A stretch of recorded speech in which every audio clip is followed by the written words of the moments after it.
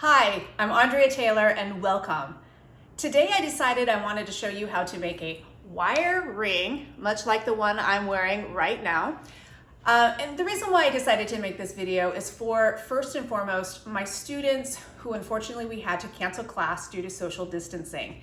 But for the rest of you, I hope that you enjoy it and you can make something easy and simple in just a small period of time with very few tools that you probably have around your house.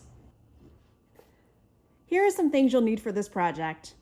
First, you'll need to make sure you have some sterling silver wire of either 16 gauge, which is what I'm using right now for this project, or you could go as tiny as 18 gauge.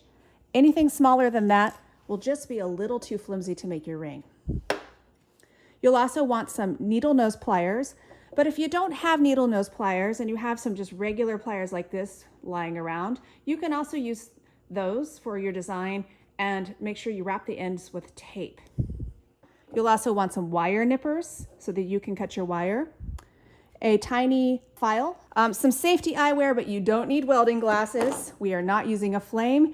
You can use just some simple safety glasses like that to protect your eyes while you're cutting wire and filing.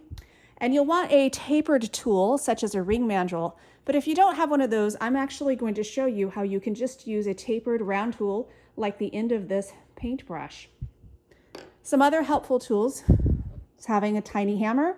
If you happen to have a tiny mallet, rubber ended like that, that could be helpful, but not necessary. A steel block can be helpful, as well as a sandbag. But some of these things you can actually accomplish by using just a little bit of newspaper to dampen the blow of your hammer. Okay, let's get started. Let's start with sizing the ring. So as I mentioned in the tools, that you'll need this something that's round and tapered so that you can decide what the right size is. So I know that this ring here fits my finger that I want to wear this on perfectly. So I'm going to slide that down to where it stops. This is going to help me mark my spot. Take some tape.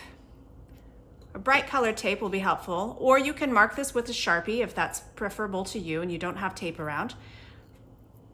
And just mark where that ring ends.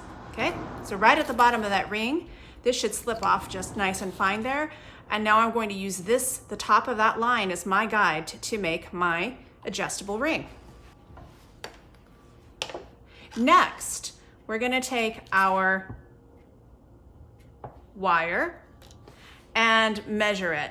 So I know that my ring is pretty standard size, about size 7. So I definitely want more wire than I would want for that. For that size of ring, I would only want about 2.5 inches if it were to be soldered together. But since I'm going to do some loop-de-loops and some fun with it, I'm gonna go ahead and give myself a full 6 inches to play with. And I'm actually okay if I go a little bit more than that. So I'll mark my 6 inches here, holding it there with my fingers. I'm going to use my nippers. I have my safety glasses on in case this goes flying. And I'm just going to clip it just a little bit beyond there. Flew the other direction. I'm okay, people, I'm okay. All right, next we're going to take our jeweler's file here and we're going to just soften the edge a little bit. This is going to just make the difference between something that I just chopped off and didn't really want it to look that good in the first place, and it snags on my sweaters and all my clothing, to something that's a little bit more refined and a little bit just more detailed. We don't have to do very much here. We're just going around the edge. I'm gonna make it from being basically just flat and snaggy on top to a little bit of a dome. The other side, if you can see really closely here, actually has a little pinch from when it was snipped with the snippers. And I wanna make sure that that definitely doesn't have any pointy bits, because that could be kind of painful and really annoying if my ring gets caught on things. So I'll take a moment to file those off and we'll resume with making the ring in just a moment. Next up, you wanna just make sure you move everything you're not going to use out of the way. That just keeps your workspace cleaner. I don't need the tape measure. I don't need the clippers. I do need to size my ring. And I want nearby possibly my hammer and a few other items. So I'll keep those nearby, but and I will also need my needle nose pliers very soon. All right, everything else has been moved out of the way. I'm ready to go. So now take your wire and center it right on that line you have here, just right there at the top. So it's nice and centered. And this is going to be our guide to wrap it. So we're going to just wrap it around. We want it to overlap nice and neatly there. And now I'm just going to shimmy it up just a little bit, and I'm going to have it a little bit past, a little tighter, because we can always, it's going to be adjustable. We can always make it larger. Also, the wire, it's semi-soft. It's not super duper soft here. It's half annealed, as they would say. It has some spring tension to it. So even though I pull it really tight here, you're going to notice that it slips down pretty much right to where I want it. Okay? So notice that spring tension is going to be there for you. It might work in your favor, or it might be really annoying, but if you know it's there, you'll know how to work with it. Okay, moving on. I'm going to go for a switchback and a spiral. So that's where the needle nose pliers come in. So let's do a nice, light, tight switchback. Say this is the center of where we want it all to be. I want it to pass that center. This side will pass that center too. We're going to switch it back nice and neatly there, just like that. You're going to notice though that when I do that, now the ring starts to pop out a little bit. This is where having a little bit of a hammer handy is going to be helpful, and needle nose round pliers is very helpful. But again, I'm going to show you in just a moment, if you don't have these round pliers, what you can do with the flat pliers wrapped in tape. Okay, so moving around, now I'm ready to start my spiral. So the spiral should really start from the center of the spiral, and I'm going to use this whole piece here. So I'll take this off of the sizer at the moment. We don't need that, it's just in a way, but we'll keep it close by because I will need it shortly. Let's start that spiral. So grab this as close to the tip as possible and just start to shift in there. Just start to have it spiral towards itself. Now I'm holding it closer to here than here because I don't want to mess the curve up that I've got down here. I want to really just keep focused up here. So hold up here, twisty, twist, twist, a little more twist, and now we're just going to keep going.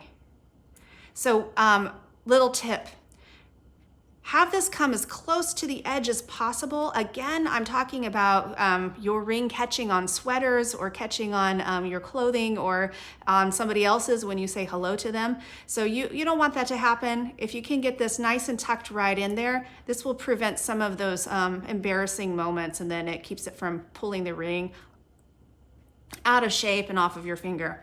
All right, so now that I'm starting my curve, I'm going to go into this outer curve with the needle nose. Do a little more twist. I'll pull it down a little bit from the center there. Now I'm just pulling. I'm not pushing it in. I'm pulling it down so that I can keep a little bit of a space in between each wire, right? So it's a pulling type sensation. Now I'm holding down here for a little extra tension, a little extra love. All of this is done with my hands. It takes a little bit of hand strength. And there we go, we have one spiral there. So let's do the same thing on the other side. We're just going to do the opposite. But since it's upside down, we get to go the same direction. So let's do our switchback right about here. Switchback. Nice and fun, just like the hiking trail. And then now, again, up at the top, if you missed it the first time, we get to go through this one more time again. We're gonna just swirl it, and twirl it. A little bit more. All right, I got that nice and tucked in. And now that I've pushed that in, I'm gonna start using the torsion as more of a pulling so that I can keep that space in between that first wire and then to the second round and all of that, because the last thing I wanna do is lose that. Okay, and if it gets a little unkempt, don't worry about it. I actually, again, I have my round thing nearby. We're doing our best, but at least we have a starting point that we can always come back to, and that's the most important thing, is know that you can always come back to it. I do want to recommend, though, that you refrain from overworking the wire. So if you make a mistake, See if you can turn that mistake into a happy accident as opposed to undoing it and going back again, okay? So if you make a little mistake or, oh, this didn't twirl up as much as the other one, I'm not sure if I like it, learn to like it, because it actually might actually be beautiful to have a little asymmetry. And let's come back here. All right, so we noticed we lost a little bit of shape there. There's a little gap, not a problem. And this is where having a handle that's made out of wood or metal will be useful. If it's plastic and a hollow, say you used a Sharpie marker as your tapered thing, it might not work as well to hammer on it. But I'm going to allow myself to hammer on this. And so let's show you what you can do with a piece of newspaper as your padding, or if you happen to have a sandbag cow patty, that works really well too. But I'm showing you what you can do at home if you don't have all of those things. Just a little bit of newspaper. Your rubber mallet's really great if you have one of those. We're gonna tap, tap, tap. But if you don't have a rubber mallet, again, the newspaper is your friend. It's a little extra padding. It's a couple of layers thick, and you can read the news while you do this. And I'm just trying to hammer where that little gap was. And I'm gonna do the same thing where these little switchbacks are sticking out. If you notice those when I made that, those will also catch on things when you wear the ring, and you don't want that. So again, let's go ahead and whack those little ends. I'm just gonna line this up so I know where I'm hitting with that hammer. Watch your fingers. I almost got my finger there, right? It's getting better. It's still gonna be a little twisty, but that's okay. And let's do the other side. See if we can even it out. And then you're probably wondering about those coils. We're gonna do the same thing with those. Again, I'm on newspaper beneath it, newspaper on top, all to capture the blow, and boom, boom, boom. Good, excellent. Pulling that off, I can also do a little bit here with the pliers.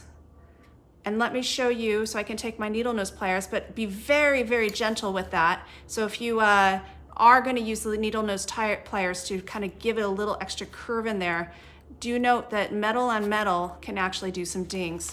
Let me also show you real quick what to do with these covered in tape.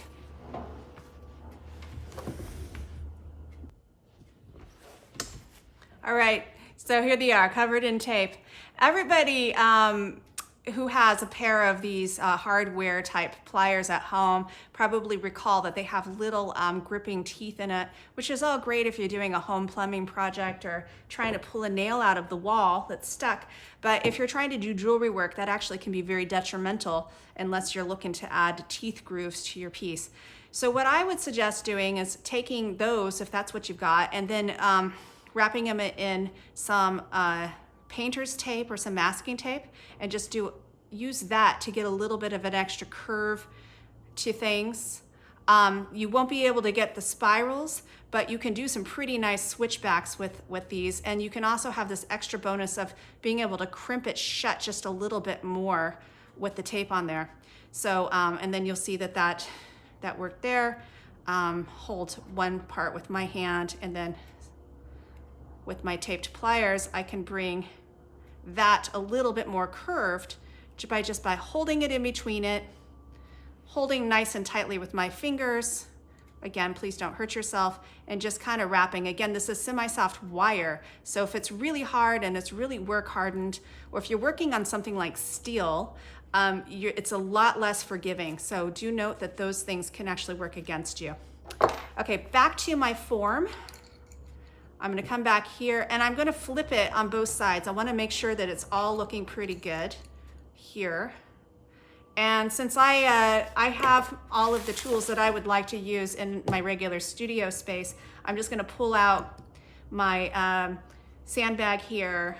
I'm going to grab my mallet. I'm using the plastic end of the rubber mallet and just getting a nice thing there and a nice thing here. Again, wood is much nicer to use than a plastic, because I could have cracked my plastic Sharpie by now if I used a Sharpie. So be very gentle if you do that. One final thing I would do to this ring before, since again, silver wire comes to you on the softer side, is I would go ahead and do a little work hardening on it. Work hardening means pushing those silver molecules back inside so it's not so soft and it won't be so easy to bend back out of place. Things that help me are the fact that this is a thicker gauged wire. Thinner gauged wires, like I mentioned earlier, will pull apart a lot easier. So let's go ahead and cover this with newspaper and show you how you can do it at home. I know that I can feel it through the newspaper folds. It's right there. And I'm just gonna tap around the edge, roll this, lift and roll, lift and roll, and in effect, I'm work hardening this. Great.